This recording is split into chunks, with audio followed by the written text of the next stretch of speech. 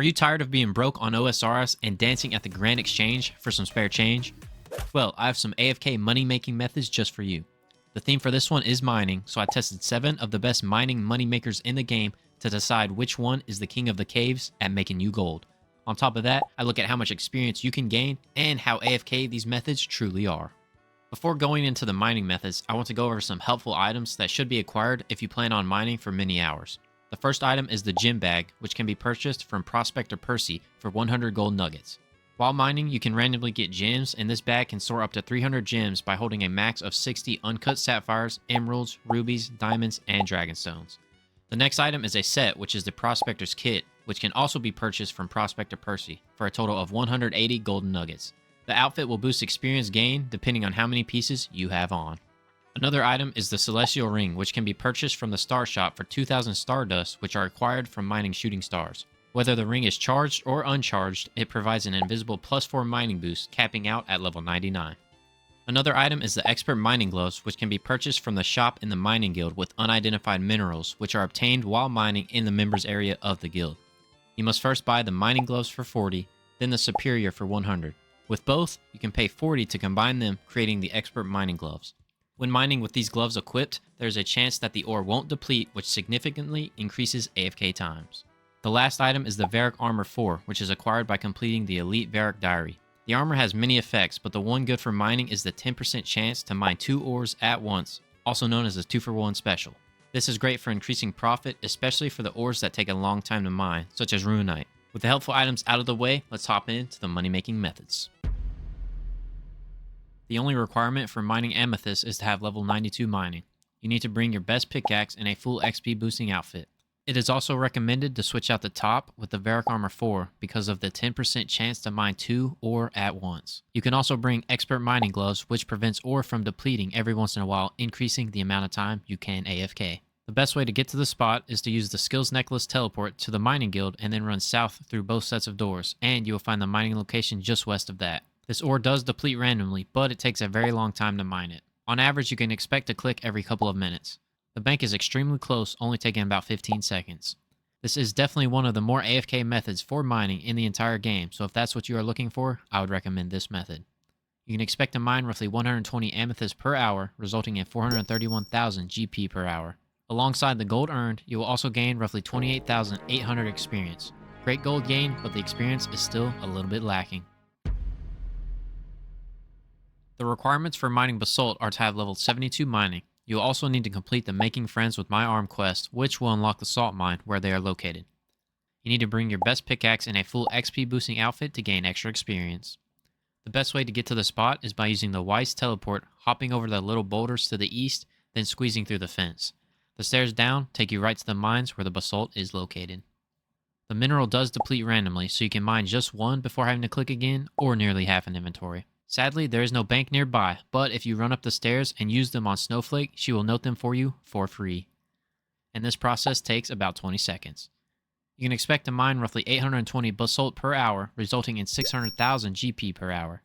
Alongside the gold earned, you will also gain roughly 4,100 experience, so not the best for trying to level up, but it is great gold. The only requirement for mining in the Motherlode Mine is to have level 31 mining, though level 85 is where the profit is really made.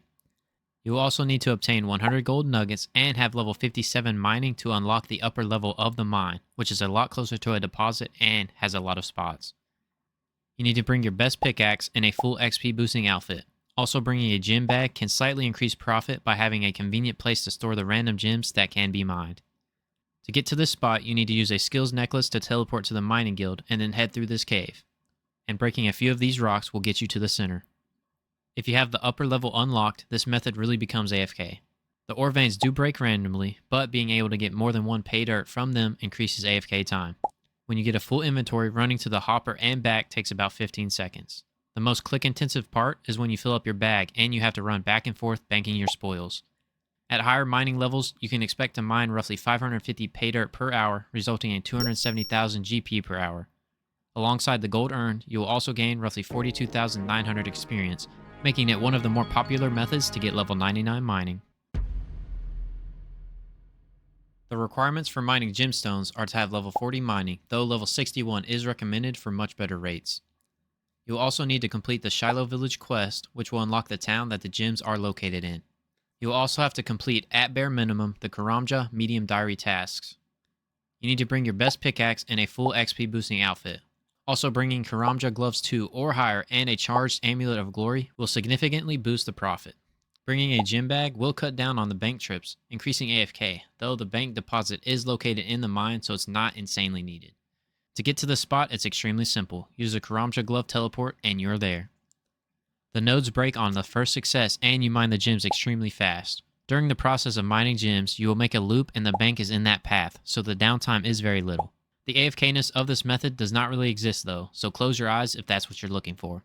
On the plus side, this is one of the better ways to get the Rock Golem pet if that's what you are after.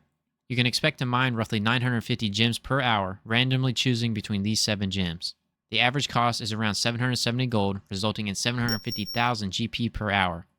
Alongside the gold earned, you will also gain roughly 61,750 experience, making it the best money and experience method, trading off for the AFK potential. The only requirement for mining Runite Ore is to have level 85 mining, though the higher the better for this method.